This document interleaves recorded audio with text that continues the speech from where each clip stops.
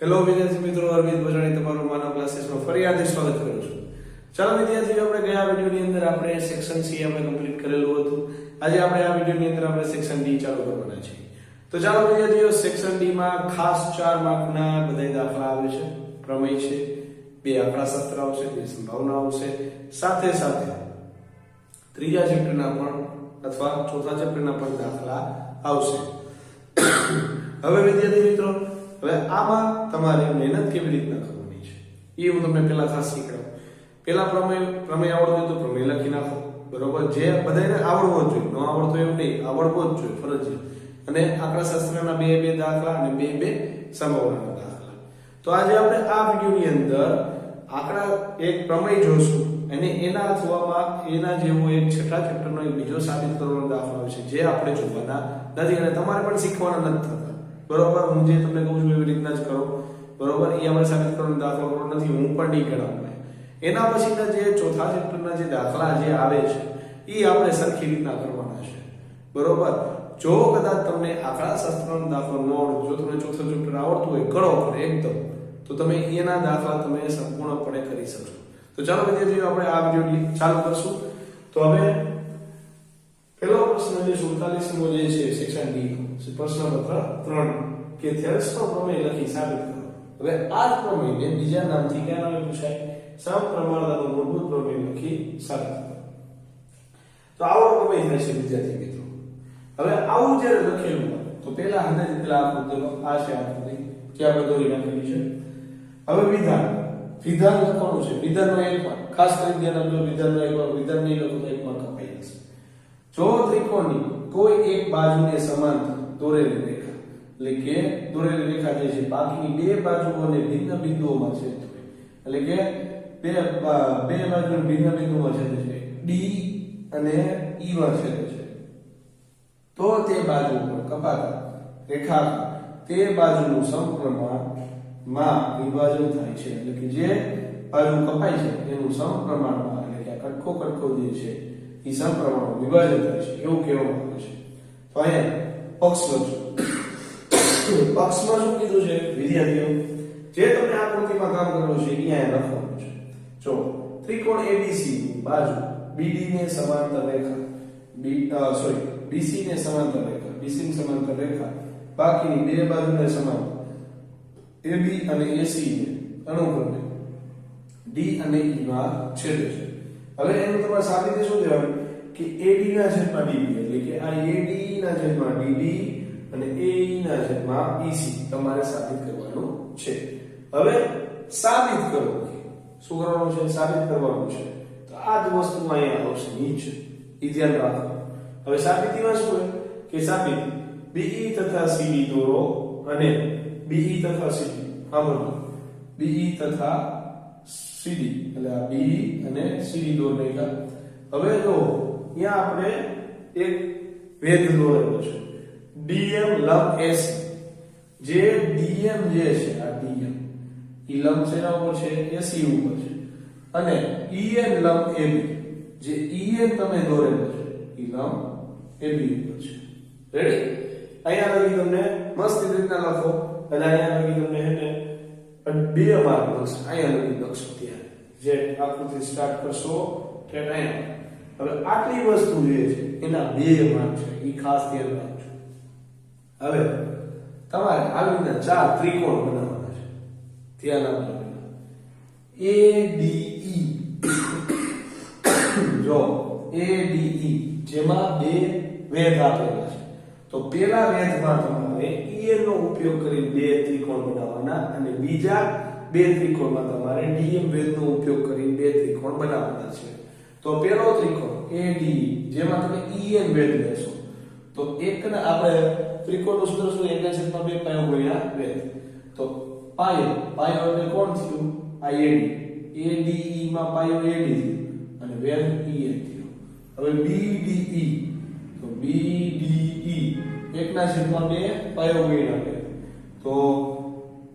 તો જે છે 1/2 BDE, તો 1/2 આ DB, સમજી ગયા? અને જે આ EN જે છે DB ભલે અહીંયા છે, EN નો વેધ જે છે એ આ EN જ ગણાશે. કેવી રીતના? કેમ કે એના સમપ્રમાણમાં છે એટલે હવે dm થયું તો DEC 1/2 તો હવે e થઈ ગયો en વાળો હવે AD વળી પાછો AD લ્યો આ રહ્યો AD જોઈ લો ADE એમાં તમે ઉપર en લીધું તો હવે dm લેવાનું થશે તો AE જે છે એ પાયો થયો dm તમારો વેગ થયો એવી રીતના DEC બરોબર DEC એટલે વચ્ચે e આવ્યું એટલે તમારે જે પાયો જે લેવાનો થશે એ EC થશે આમાં d હતો એટલે આમાં d હતો એટલે db થઈ ગયો આમાં e હતો એટલે EC થયો તો EC પાયો થયો વેગ કોણ થયો dm આવી રીતના ચાર સમીકરણ બનાવો સરખી રીતના ગોખવાય તો ગોખી લ્યો ગમે તે કોણ મહેરબાની કરીને શીખો બરોબર જેના 4 માર્ક છે વિદ્યાર્થીઓ 4 માર્ક પાસિંગ માર્કમાં બહુ મજા પડી જાય એવું કામ કરશે અને તમે ધારો એવો તમે સ્કોર સેટ કરી શકશો હવે શું કરવાનું સમીકરણ 1 અને 2 નો ગુણોત્તર સમીકરણ 1 અને 2 નો મેં ગુણોત્તર લીધો તો જો આ નાની વસ્તુ મેં અહીં નીચે લખી નાખી છે જેમાં 1/2 ઉડી જાય en ઉડી જાય ભાઈ તો શું AD/db તમારે ઉડાડવાનું નથી ઈ પેલી આમને એમ જ રાખો બરાબર AD/db લખી નાખો એવી રીતના સમીકરણ 3 ને 4 તેવી રીતના એમાં 1/2 કે dm કે AE/EC ખાસ કરીને જો મિત્રો અહીંથી તમે આવી પહોંચી જાવ તો ઘણા બધા વિદ્યાર્થીઓ એમ બોલે છે સર ના હેડલાઈન યાદ રહેતી નથી પણ વિદ્યાર્થી મિત્રો આ હેડલાઈન જે છે એ ખાસ છે બરોબર જેના ઉપરથી તમારું આ સાધ્ય સાબિત થાય છે તો કયું છે કે જે તમે બે ત્રિકોણ લીધા BDE અને DEC એ જે એક જ પાયા DE અને BC લંબ D ની જોડ વચ્ચે આવેલા ત્રિકોણ છે BC લંબ એટલે કે આ BC લંબ નહીં BC સમાંતર DE ની જોડ વચ્ચે આવેલા ત્રિકોણો છે તેથી BDE અને DEC એક સમાન સાબિત થયા એટલે કે આ b ની જગ્યાએ તમે એક કિંમત મૂકીને પણ દાખલો કરી શકો પ્લસ હવે જે છે સમીકરણ 5 6 અને આ હેડલાઈન એટલે કે 7 આના ઉપરથી એવું સાબિત થાય છે કે AD/db બરાબર AE/EC થાય તો ચાલો વિદ્યાર્થીઓ આ જે છે 4 માર્કનો વેરી મોસ્ટ ટાઈમલી પ્રમેય છે ખાસ કરીને તમારે બધાએ કરી જ લેવાનો થાય છે જેના 4 માર્ક રોકડા તમને મળવા જ જોઈએ બરોબર અને હવે જો આના પછી જે આપણે દાખલા કરવાના છે જે 48 નંબરનો દાખલો છે છઠ્ઠા ચેપ્ટરનો સાબિત કરવાનો છે જે આપણે નથી કરવાના એના વિશે આપણે 49 નંબરનો આપણે દાખલો કરશું નેક્સ્ટ સ્લાઇડ ચાલો વિદ્યાર્થી મિત્રો આ છે આપણો નેક્સ્ટ દાખલો ચલો આ ચોથા ચેપ્ટરનો દાખલો છે સરખી રીતે બહુ સહેલો છે એક કુટીર ઉદ્યોગ દિવસમાં કેટલા દિવસ રમકડા બનાવે છે અને પ્રત્યેક રમકડું ખર્ચ 55 રૂપિયામાંથી એક દિવસમાં ઉત્પાદિત થતા રમકડાની સંખ્યા બાદ કરીએ તેટલો છે તો એક ચોક્કસ દિવસે કુલ ઉત્પાદન ખર્ચ 750 છે તો તે દિવસે ઉત્પાદિત રમકડાની સંખ્યા તો આપણે ધારવા માટે દઈ દીધું જો તે દિવસે ઉત્પાદિત રમકડાની સંખ્યા અહીં ધારો કે રીતે લખવાનું ધારો કે એક દિવસમાં ઉત્પાદિત થતા રમકડાની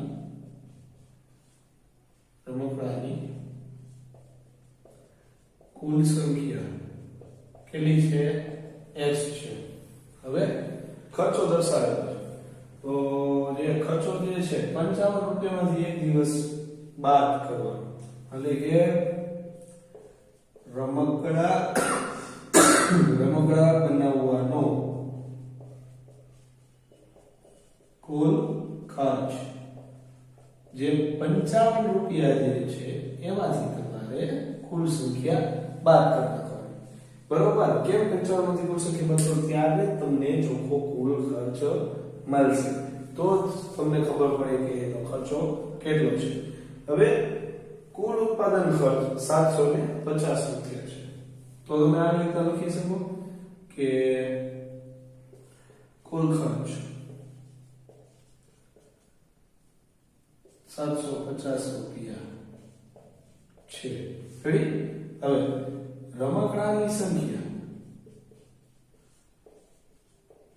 એને ગુણ્યા ખર્ચ તમે કરો એટલે કે તમને કુલ ખર્ચ મળી જશે. તો કેવી રીતના? રમકડાની સંખ્યા આપણે x ધારેલી છે એને ગુણ્યા આપણે ખર્ચ જે 55 - x દર્શાવ્યું છે એને બરાબર 750. હવે વારા ફરતી વાળા ગુણો તો 55x - x² બરાબર 750. હવે આને તમારે પ્લસ કરવાના છે. રેડી? x² ને પ્લસ કરવું છે. ઓલી બાજુ લઈ જાઓ તો x² plus minus 55x plus 750 બરાબર 0. હવે તમારે લાવવાના છે કેટલા? 55. તો 55 તમે લાવશો કેવી રીતના? પાડવા પડશે તમારે 75 ના હોય 25 તેરી 75 પણ 25 માં તમે અહીંયા 3 અહીંયા લગાડી દો એટલે કાયદેસર રીતના 55 થાય કે ન થાય? બરોબર? તો આપણે x² બરાબર x² minus 25x minus 30x plus 750 બરાબર 0. હવે x ને બનાવો કરતા x માઈનસ 25 અહીંયા માઈનસ ના માઈનસ 30 કોમન નીકળશે અહીંયા x માઈનસ 25 વધશે. હવે સરખા વાળા પેલા લખી નાખો અને જે વધ્યું છે એ પછી લખી નાખો. રેડી? હવે બેયને શૂન્ય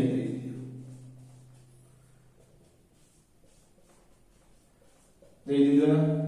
હવે x ને એમાં કરતા બદલો અને બરાબર યોની કરતા લઈ જાઓ. એવું સેમ ટુ સેમ અહીંયા. તો હવે x બરાબર 25 અને x બરાબર 30. તો હવે તમારે માટે લખવાનું કે ભાઈ ઉત્પાદિત રમકડાની સંખ્યા 25 અને 30 છે. ઉત્પાદિત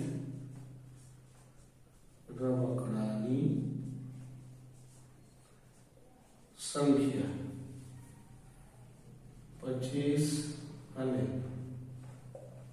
30 છે. રાઈટ? ચાલો. તો વિદ્યાર્થી મિત્રો બહુ સલામ છે દાખલો છે. જેને આગળ શાસન દાખલો ન ફાવે એને આ દાખલો ટ્રાય કરી શકો છો અને પૂછાય એવા દાખલા છે આ બધાય. બરોબર? તો ચાલો આપણે નેક્સ્ટ સ્લાઇડ એટલે નેક્સ્ટ દાખલો જોઈશું. ચાલો વિદ્યાર્થીઓ, જે આ છે આપણા વિડિયોનો ખાસ દાખલો છે. જો કોઈ એક શાળામાં વિદ્યાર્થીઓના સમગ્ર શૈક્ષણિક પ્રદર્શન માટે બધા 7 ઇનામો માટે કુલ 700 ની જોગવાઈ કરવાની છે. જો પ્રત્યેક ઇનામ આગળના ઇનામ કરતા 20 રૂપિયા ઓછું હોય તો પ્રત્યેક ઇનામ એ પૂછો. પહેલી વાર આ દાખલો ક્યાં શીખાય છે તો ભાઈ સમાંતર શ્રેણીઓ. કેવી રીતના ખબર પડે? તો જો 7 ઇનામો તમને દે દીધા છે એટલે બરાબર કેટલા થશે? 7 થશે. કુલ 700 રૂપિયા જોઈએ તો એનો સરવાળો થઈ થાય SN બરાબર કેટલા થશે? રૂપિયા 700. હવે પ્રથમ પદ છે એની કેવી રીતના ખબર પડી? ભાઈ આટલા રૂપિયા ચાલુ થયું કઈ કીધું નથી. હવે D ની વાત કરીએ તો D માટે ખાસ કરીને આ વેલ્યુ હોય છે. જો પ્રત્યેક ઇનામ આગળના ઇનામ કરતા 20 રૂપિયા ઓછું તો એ જાતના ન્યુક્લિયર બોમ્બ છે. દાખલો ફોટો પાડવા માટે. બરોબર? 20 રૂપિયા ઓછો એટલે કે આ કેટલા થશે? -20. રેડી? હવે SN વાળો આપણે મોટું સૂત્ર મૂકશું કે ભાઈ n ના છેદમાં 2 કૌંસમાં 2a + n - 1 ને d. SN કેટલા થયા? 700 n 7 ના છેદમાં 2 2a તો શોધવાનું છે 7 - 1 અને અહીંયા આવશે -20. રેડી? હવે 2 ને અહીંયા લઈ આવો તો 700 ગુણ્યા 2 અહીંયા 7 અહીંયા 2a અહીંયા 6 ને -20. હવે 1400 ના છેદમાં 7 2a પ્લસ માઈનસ 120. હવે આગળ 200 થઈ છે. 200 ને 120 આની બાજુ આવશે પ્લસ થઈ જશે 120 અને 2a. 320 બરાબર 2a. હવે a ને કરતા બનાવો તો 320 ના છેદમાં 2 કરો તો કેટલા થાય 160. એટલે 2 ગયા તો a બરાબર કેટલા થયા 160. a બરાબર હવે આ તો થઈ અડધી રકમ. હવે પ્રત્યેક ઇનામની રકમ એટલે કુલ ટોટલ તમારે કેટલી ઇનામની રકમ તમારે શોધવાની છે 7 ઇનામ. એટલે કે પહેલું ઇનામ અહીં લખવાનું પહેલું ઇનામ a બરાબર 160 જે પ્રથમ પદ થયું. બીજું ઇનામ તો બીજા ઇનામ એટલે કે આ એક જાતની સમાંતર શ્રેણી પ્રમાણે તમે લખવાનું તો a પ્લસ b એટલે કે 160 પ્લસ માઈનસ 20 અને કેટલા થશે 140 પ્લસ માઈનસ કરવા એટલે ત્રીજું ઇનામ. તો ત્રીજું ઇનામ a પ્લસ 2d થયું અને a એટલે કેટલા થયા 160 અહીંયા 2 એટલે માઈનસ 2 એટલે કે 160 માઈનસ 40 એટલે કેટલા થયા 120. હવે ચોથું